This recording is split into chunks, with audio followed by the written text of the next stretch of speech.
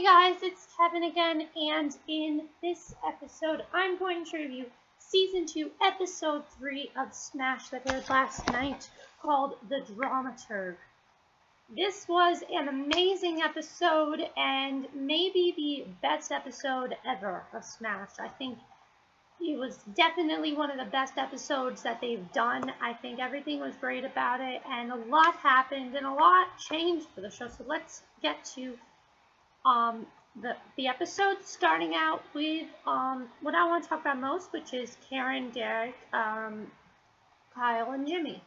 As I said, I'm loving the storyline, I'm loving how they're doing it, and I loved it even more in this. Basically, Karen and Derek are listening to the songs on his computer, and we got to see in the beginning, we get to see Karen, how she envisions one of the songs, how it would be written for her, and it does seem very Broadway, the way they started. I was kind of like, what's going on here? I thought this was going to be the pitch that Jimmy and Kyle made to Derek, because I thought we were actually going to see a song, but I was wrong. But I definitely did like Good For You, but it was just, for me, it was an okay song. I'm not listening to it over and over again on iTunes, but I'll get to the songs later. But let's get to the actual episode. Derek basically says he loves the songs, but he doesn't see how it can be a musical. So, you really, in this episode, you're supposed to feel bad for Kyle and Jimmy, because every time it seems like something's going to work out with them, it doesn't end up working out. Karen basically tells Kyle to meet them somewhere for dinner, but what happens is they end up rehearsing for Bombshell, because there is a big thing for Bombshell going on. And also,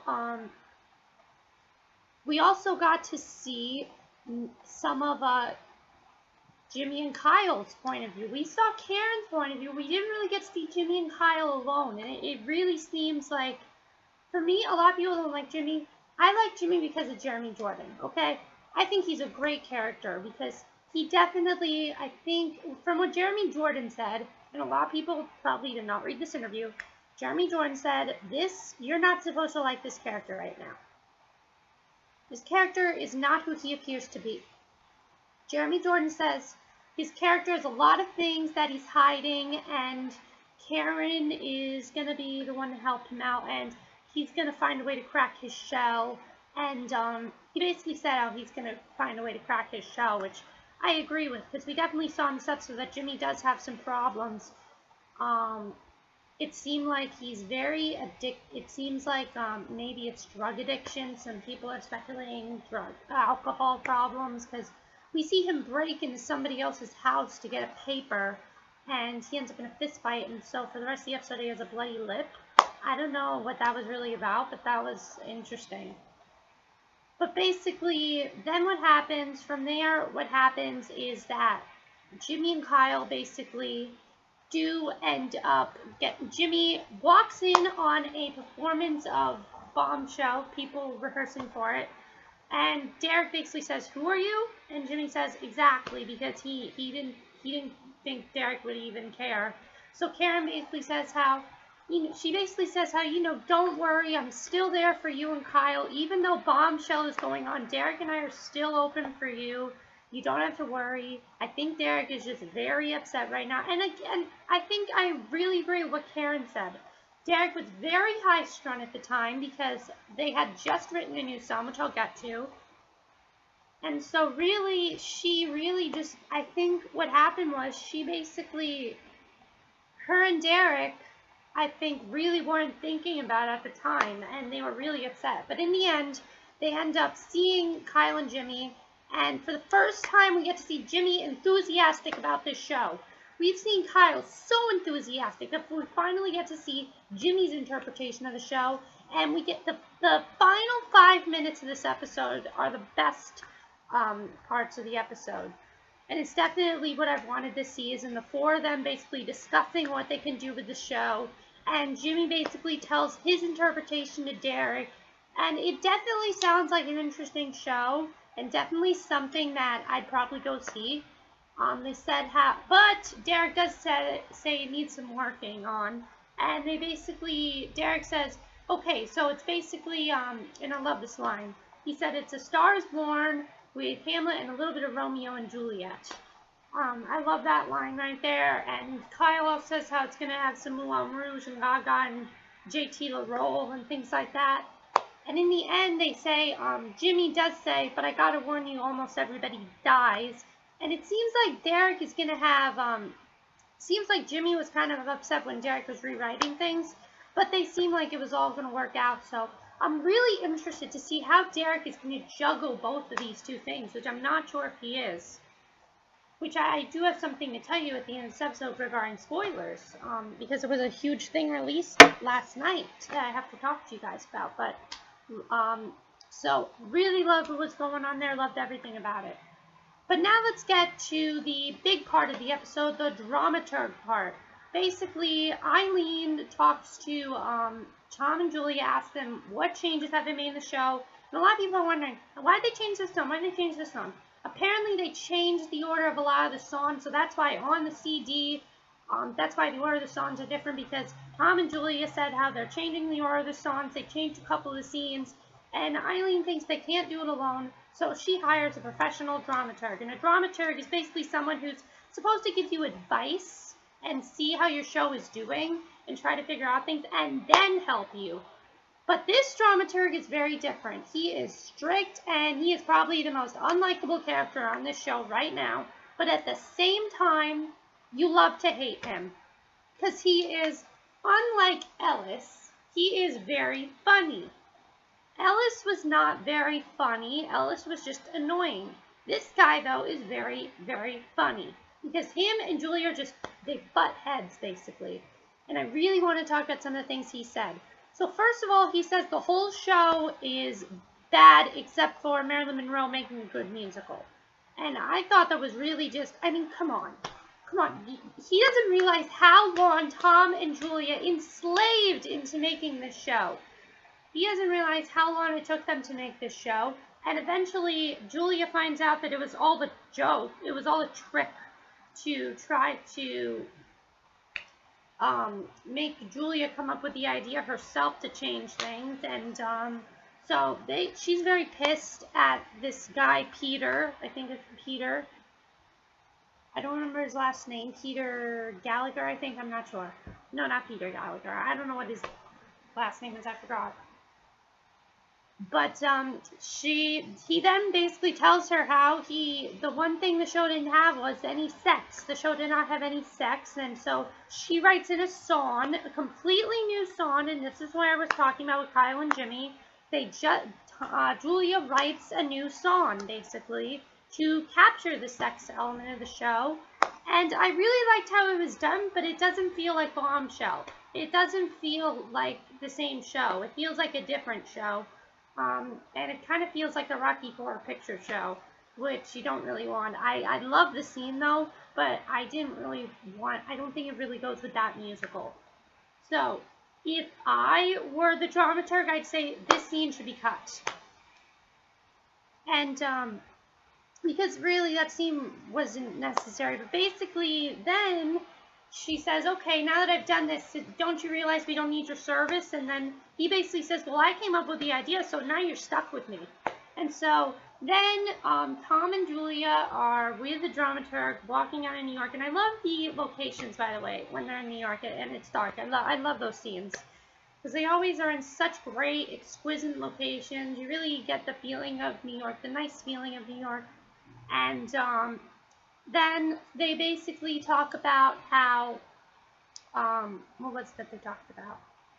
I forgot. I just watched the episode. Oh my god. Basically, they talk about how now that they're stuck with him, she feels they should still change things, and he also says how he should not apologize to her. She should be the one to apologize to him. And, you know, this guy is I don't like this character, but at the same time, he's very funny, as I said. Yeah, I like his character, but it's a good way to give Julia a new strong force we haven't seen from her. We saw a lot of different side of Julia we have not seen. We saw a fierce side of Julia. We have not seen that. We've seen the hardworking side of Julia. We've seen the heartbreak of Julia. We've seen the depressed side of Julia. But we haven't seen the rage and fierce Julia. So I like seeing this side of Julia, and it's going to be very interesting to see what happens with that. So now let's get to the Ivy stuff. And basically, Ivy was auditioning for a brand new musical called Liaisons. And she didn't really know how to do the character. So she talks to Tom, and Tom basically tells her how, oh, this is the perfect role for you.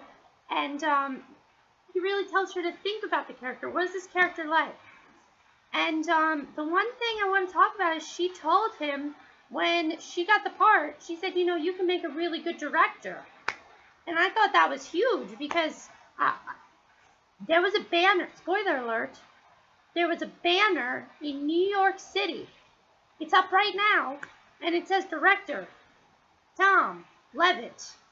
And it's right there. It says Tom Levitt, director, Julie Houston, music composer. So I'm thinking they're going to get rid of Derek and make him just a choreographer because he's not going to be able to do both shows. So that should be very interesting.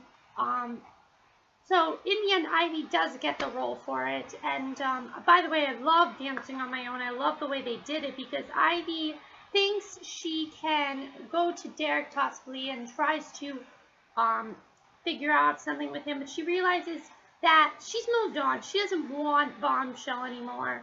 She wants this new musical. She wants to be in this new musical because it's different for her and something she really hasn't done yet. And so I want to see what happens with this musical. What do you guys think is going to happen with it? And the episode, again, as I said, it ends with Karen, Jimmy, Kyle, and Derek all discussing what they can do with this new show. What do you guys think of this new show? I'm really looking forward to see what they do with this new show because, as I said, that promo really captured the difference between these two shows, which I like. I like that this show is very different from the other show. So I think this episode was great. It was really great. It blew the last two episodes out of the water. Like, this episode really got things started for season 2. Now, a lot of people are saying that, oh crap, I forgot to talk about it. I forgot to talk about Jennifer Hudson's storyline with Veronica Moore. Veronica basically had this new opportunity to sing a song in The Wiz, and she was going to do it, and Derek said she'd be perfect for the part. But she ultimately turns down the role because she decides that she's 30 years old, she's almost 30 years old, and she does not want to play the Broadway sweetheart anymore because she's been playing it all her life. She said she wants to do a one-night-only concert, and then she wants to take a break for a while. So that's going to be next week's episode. So really just want to get that part out of the way. A lot of people are saying that Jennifer Hudson is a horrible, horrible actress. I kept looking for it, and I don't think she's a horrible actress. She's not the best actress on the show, but I think she's good. But the thing is, her character is very, very similar to Jennifer Hudson. So it's almost like she's playing herself. I think that's what people don't like. A lot of people are not liking Jimmy Collins. As I said, though, in that interview, Jeremy Jordan said you will eventually like him.